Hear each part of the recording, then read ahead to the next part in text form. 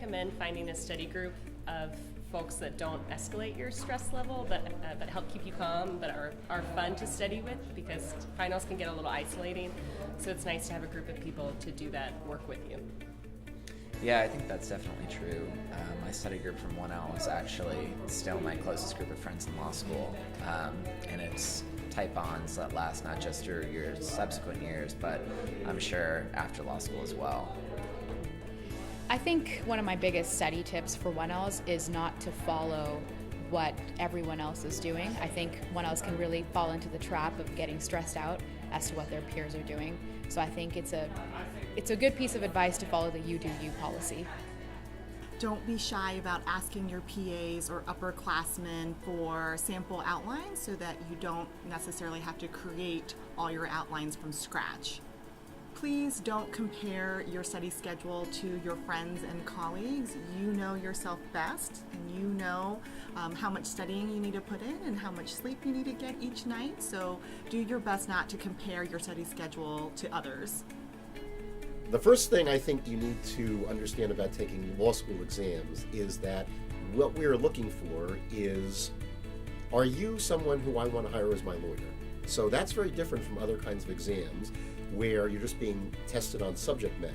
What we want is, are you acting like a lawyer? So what that means in particular is everything you say on an exam should be in the service of some legal argument. So you don't want to be just repeating facts, you don't want to be just stating principles, you want to be making arguments. You want to be taking the facts that are given, taking the rules that you know, and shaping them into some kind of legal argument. And everything you say in an exam should be focused on what argument are you making at this point in the exam. And I think if you think about it that way, that's the way a lawyer would behave. That's how lawyers would sort of view these kinds of problems. Don't change your routine. If you go to the gym every day, continue going to the gym every day. If you don't stay at the library all night, if you don't stay at the library until 12 o'clock, don't do that during the exam process. Keep your routine the same. Do the things that you continue to enjoy. Do those things that help you relieve stress. Take the time to read through the question, think about what your answer is, and make sure you outline before you start writing anything. Study for the professor, not for the topic area. So there are some professors who have very strong views on the subject matter, and you need to make sure you incorporate those into your outlines and into your studying. I would tell 1Ls that they need to make sure that they upload the correct version of the document they want the professor to review, and not, an outline or a prior version of their answer. Make sure they uploaded the right document. One thing I always like to do is to try and take as many practice exams as possible. A lot of professors are really good on posting practice exams on what's that? Canvas. Canvas. Yeah, exactly. So usually what I try and do is I take the first couple practice tests untimed, just try and give myself as much time as possible to spot all the issues. And then once I start to get the hang of it, start to figure out the logic of how these fact patterns work, then I start timing myself. And I think if you can take as many of these full-length practice tests as possible, timing yourself and then reviewing the answers at the end, it really goes a long way to building stamina and just helping you work under pressure. Find a couple classmates rather than a large group where you might get distracted and end up actually wasting some time, but find a couple friends, close friends, and exchange answers, go over the fact pattern together, see if you're missing something, and I found that to be very effective.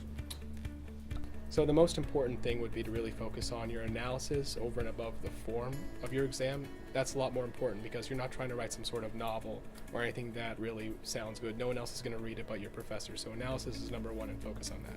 Now, in terms of the things that we're really looking for, I tend to categorize them in 4 different ways. The first one is competence. Do you understand the basic principles, and can you use them? Do you get the vocabulary? Are you reading the facts correctly? Those kinds of things. The second is organization. Can you structure these things, these facts and these rules, into some kind of coherent argument and present them in a way that a lawyer might present them, given the time restrictions that you have? The third is judgment. That is, are you focusing on the most relevant and important aspects of the question, not just the parts of the question that you want to answer or the things that you studied, but what is the question really asking? Are you focusing on the things that are the most important for that question. That's the judgment part. And then fourth is imagination. That is, can you take things that you've learned and apply them in sometimes a creative way to a problem that you haven't really seen or a factual situation that you haven't seen. So competence, organization, judgment, imagination, those are the four main things that we look for, I think, on exams. So good luck, and I'm sure you'll do great.